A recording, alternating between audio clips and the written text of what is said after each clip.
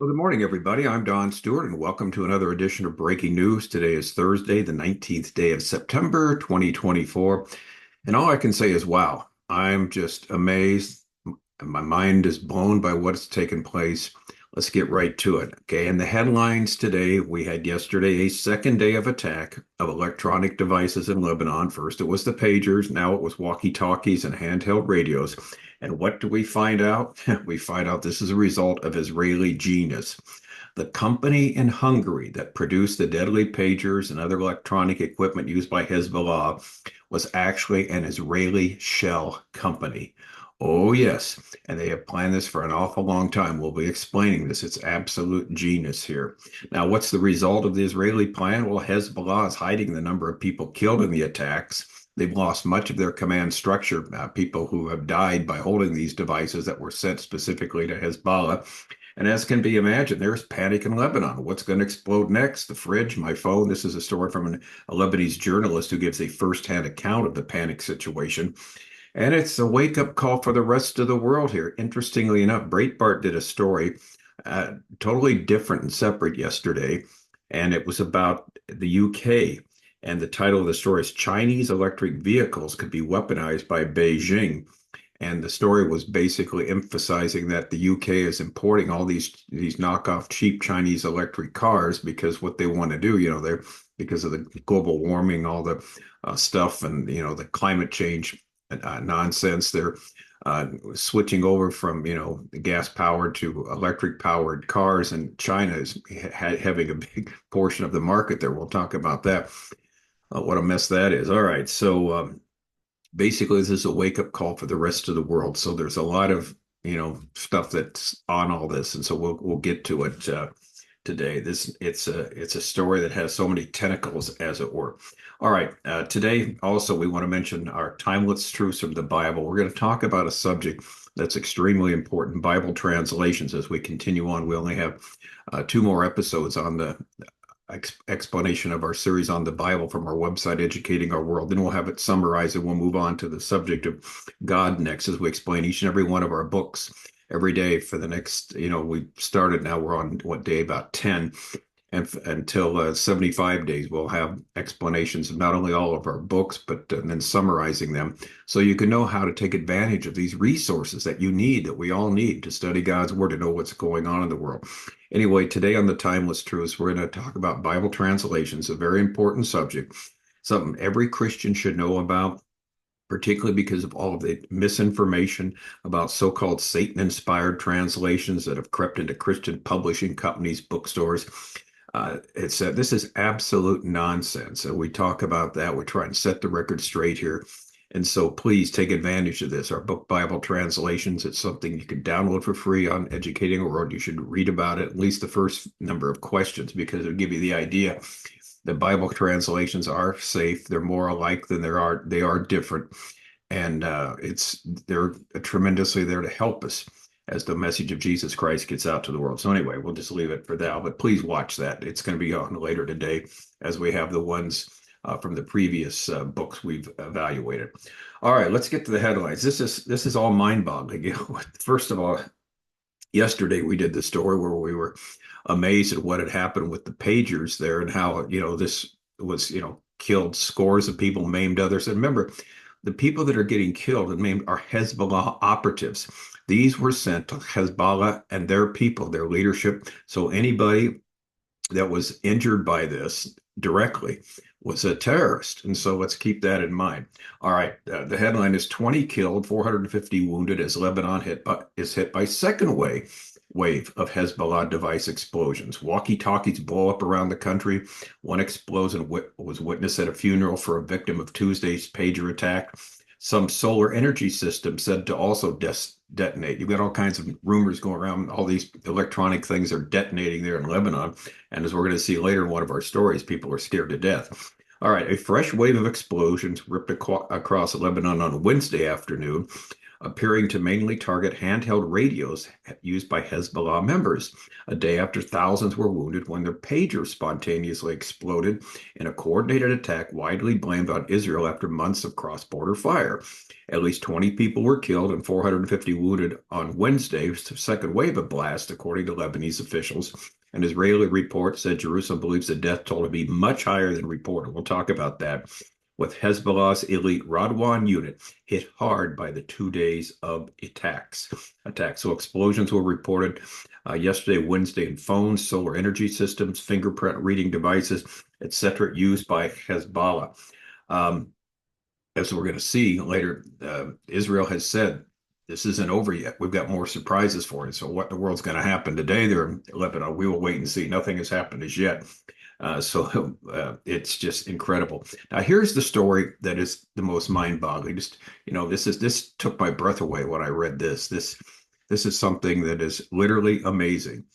It was an Israeli shell company that was behind the explosive pagers used by Hezbollah. The New York Times produced this story. The report explained that while the company did produce regular pagers for other clients, those manufactured for Hezbollah were produced separately and contained batteries laced with explosives. This is from the Jerusalem Post. So the Hungary-based pagers manufacturing company BAC Consulting, which manufactured the pagers that exploded across Lebanon on Tuesday and other things that exploded yesterday, was an Israeli shell company, the New York Times reported on Thursday, citing 3 intelligence officers. The 3 officers further said that an additional 2 other shell companies were created, which the New York Times noted assisting in hiding the identity of those involved in manufacturing the pagers. The report explained that while the company did produce regular pagers for other clients, those manufactured specifically for Hezbollah were produced separately, contained batteries laced with explosive.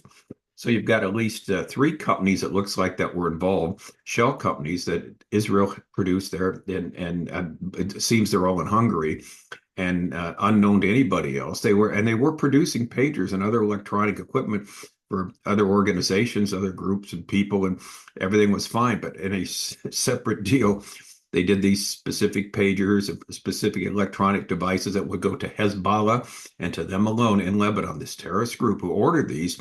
And what happens? Well, they were laced with explosives. That's why all the dying and maiming is going on there in Lebanon. All right, so it is, again, pure genius. And according to Israeli authorities, like we said, there's still more surprises in store for Hezbollah. So who knows? The world is captivated by this. It's just amazing. It's something like out of a James Bond movie or something that 007 needs to figure out what's going on. But this is reality. This is true. Now, Hezbollah hides the number of people killed in the attacks. This is our next headline, and this is the result of this. And the Radwan force loses much of its command structure. Lebanon reports 26 killed over 2 days of pager and walkie-talkie explosions, but estimates are that the pager attack alone killed dozens of Hezbollah members and maybe more, while the elite Radwan force commanders were decimated. According to the official updates from Lebanon, 12 people were killed when thousands of pagers exploded on Tuesday and 20 more on walkie-talkie blasts on Wednesday. But in Israel, officials believe that the announced dead and injured from the pagers explosions is significantly lower than what the reality is. It's estimated that many dozens are dead, if not more. And again, remember, these are Hezbollah operatives, their leadership in that. And so it's amazing what they pulled off here. Significant damage was inflicted on Hezbollah's Special Operation Forces Unit Radwan Force, which lost large parts of its command structure. At least 450 were injured in the explosion of the handheld walkie-talkie radios throughout Lebanon, and those joined with the more than 3,000 Hezbollah operatives who were injured by the pager blast. Hezbollah Secretary General Hassan Nasrallah expected to give a speech tonight, his first public remark since the explosions in Lebanon. Wonder if he got one of the pagers. Anyway, U.S. officials publicly expressed anger. This is hilarious, for not receiving an update on the operation to blow up the pagers and walkie-talkies in Lebanon that could lead to a war while conducting diplomatic efforts for a settlement. You think that Israel's going to trust these guys with this information? Of course not.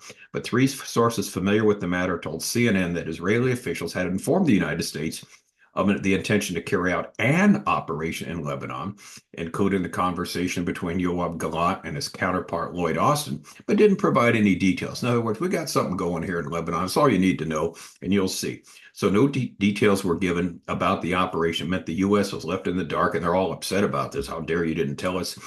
Source at Anthony Blinken, the lame Secretary of State, was on his way from Washington to Cairo when the stunned American diplomats watched live on their television screens on the plane the news from Lebanon of the operation that was reportedly a joint operation by the Mossad and the IDF, which now we know it was. And it was very well thought out. I mean, to build these shell companies. And of course, the people that they were interviewing yesterday, one woman who was supposedly the president, CEO of one of the companies, they're all in the wind now. You can't find any of these people. They're all gone because the job has been done. So this leads, as you can imagine, headline number 4, panic in Lebanon. Maybe tomorrow cigarette lighters will explode. Lebanese fear electronic devices not yet done exploding. International media captivated by the saga. And there was a story in the Daily Mail yesterday. It says, what's going to explode next? My fridge, my phone? And this is from a man named Hassan Harfouch. He's a local journalist there. And he says, the scenes here in Lebanon are from a horror film. Fleshless faces, eyes hanging out with dozens dead and thousands hurt. None of us feel safe, writes Hassan Harfouch. And again, this is published in the UK Daily Mail. Thousands of walkie-talkies, solar panels, and fingerprint recognition devices used by Hezbollah fighters have detonated across Lebanon in the past 2 days, killing 14 and wounding hundreds of people, including mourners at funerals. And again, the death toll is much, much higher. Anyway, he writes in this article, the second wave of carnage hit a day after thousands of exploding pagers used by the group left almost 3,000 people injured and dozens dead, including civilians. Security sources confirm that the handheld radios were purchased by Hezbollah 5 months ago at around the same time as the compromised pagers. Yes, from Israeli shell companies, we now know. Lebanese media also reported that home solar energy units have blown up in several areas of Beirut. The ensuing panic has caused terrified residents to tear the batteries from their walkie-talkies and throw devices into the street, fearing more explosions. When the dreadful sound of the explosions began, women started crying. This person, I was among the crowds at the funeral in Beirut yesterday, that people had been killed 24 hours earlier when thousands of Hezbollah pagers had exploded a coordinated attack. Now it started again. 2 distinct pops we heard, one coming from the ambulance that I assume had brought the coffin to the funeral. I saw a paramedic stumbling out of the vehicle, which was billowing smoke. He collapsed and people rushed to help, but I was too far away to see how badly injured he was. The Hezbollah officials present behaved as if nothing had happened, but all of us felt it, all of us heard it. And as only later we discovered it was walkie-talkies and radios that were exploding this time. As a journalist based in Lebanon, I have covered a number of conflicts, this writer goes on to say, and seen too many dead bodies. But nothing prepared me for the fear and carnage wrought by the events of the last 2 days. Beirut has collapsed into panic. The WhatsApp groups are going nonstop. There are wild rumors doing the rounds that solar panels might explode, batteries, fridges, anything. There's fake news saying phones have exploded. I know it's stupid, but I even told my parents to get a fire extinguisher just in case something blows up in the house. And he says, we're all really scared. There's no safe place anymore. Everyone knows what these explosions can do. In a Beirut hospital, I saw a man whose flesh had been torn from his face, the bones gruesomely visible. He was still conscious. Doctors told me that faces and hands were the worst areas of injury. Now, again, it's sad that it's come to something like this, but let's remember, let's take a step back. For over 11 months, Hezbollah has been relentlessly bombing Israel, the northern part of Israel, and even further than that. And they had a plan that was thwarted and foiled by this preemptive strike in August that Israel did, and shooting at their launchers. But they've killed people, they've maimed people. We've got 60,000 plus people out of their homes for 11 months because of this, and they relentlessly attack. And the only reason they're doing that is because of their orders of their proxy leader. That's Iran. Iran's running this whole thing, and this is an Iran-based group, Hezbollah, and so they're a terrorist organization. And just like Hamas is in the south in Gaza, and they've been spreading terror. And Israel has said, they just said recently, okay, we're going to get the northern part of the country back to normal again. That means what's gone on in Lebanon over the years, that the Lebanese officials have allowed Hezbollah in the country to take over it, basically, and they're reaping what they're sowing. As sad as it is, This is the result of, years and years of letting these terrorists infiltrate and be part of your society. So we'll see what happens going to happen next. Like I said, there was this other story from Halevi, he's the Israeli leader. He said today that we've got more surprises in store. So you can only imagine. We'll have to wait and see what happens next. But it's total chaos there in Lebanon. And hopefully now, and most likely, Israel will do some type of invasion in Lebanon, at least to southern Lebanon, and get that 18-mile stretch from the border to the Litani River under their control. So this cannot happen in the future. Because remember what we've said, and this is very important. This is why it's exciting, because we know what's going to happen in the future. We know it's going to be peaceful and safe at the Lebanese border, because when the Ezekiel 38-39 invasion takes place, Israel feels they're totally secure. There's no threat from the north, no threat from above, and they're going to be taken by surprise by this Russian-led invasion, like we've talked about. And we document in our book 25 signs. We're near the end, signs 9 through 11, talking about the last day's invasion there of Israel led by Russia, with Iran, Turkey, and other groups involved. Also, too, we have a whole book on the subject called the Ezekiel 38-39 invasion. Everything we have here is free. This is our ministry. So you go to our website, Educating Our World. These are under the heading of Bible prophecy. You download them, you read them, print them out, and we continue to add things to them because as more information comes in. But the gist is there. It's amazing how the Bible has predicted so accurately all that's going on.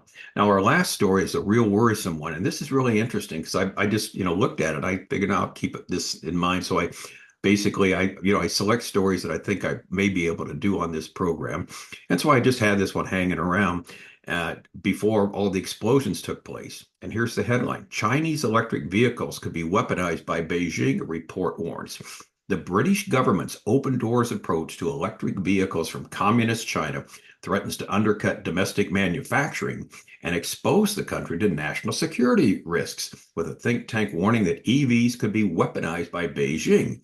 A report from the China Strategic Risk Institute, the CSRI, warned that the growing market share and of dependency of Chinese-made electric vehicles in Britain presents both economic and security risks to the United Kingdom. The report noted that the UK's domestic car industry is responsible for 198,000 manufacturing jobs, representing 2.5% of the country's entire GDP. However, given communist China's subsidizing the burgeoning EV sector, producing in excess of 5 to 10 million cheaply produced cars per year, the failure by Westminster to impose import restrictions will threaten the future of British car manufacturers. Now, get this. This process has already begun to have major impacts, with the CSRI claiming that Chinese-made EVs have increased their UK market share from just 2% in 2019 to, get this, to 33.4% in the first half of 2023. What could possibly go wrong? Well, we see this is really something worrisome. The electronic devices produced in communist China, this is a worry. We talked about that, like the Huawei system. That's why it was not. They've tried to get rid of that in both the UK and other parts of the world because of the technology that's there, and this electronic ability for them to eavesdrop, to not only gain information about the users here. TikTok is another example of this. What it's doing is allowing China to listen in. And China, when you have a Chinese-made electronic device, such as a car or whatever, there's always the possibility of some type of terrorist act they could eventually do it. Now, because we see that now, it's how it's possible with what happened just in Lebanon the past couple of days. So this is a real concern. It's a real worry. So it ought to give these governments, these Western governments, pause of buying anything electronic from China that could be weaponized down the line. Wow, never a dull moment, is there? The good news is we know how all this is going to turn out. We've got the Bible to tell us, and that's what we do here every day. God's word tells us the second coming of Jesus Christ will occur. There are a number of events will precede it. We're seeing the stage set for that.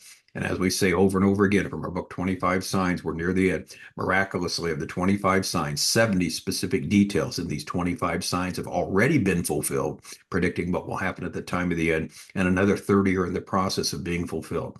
So what's the conclusion? The Bible is God's word. There's a God who exists, the God of the Bible, and he's in control of all things. So if you're a Christian, you don't have to worry.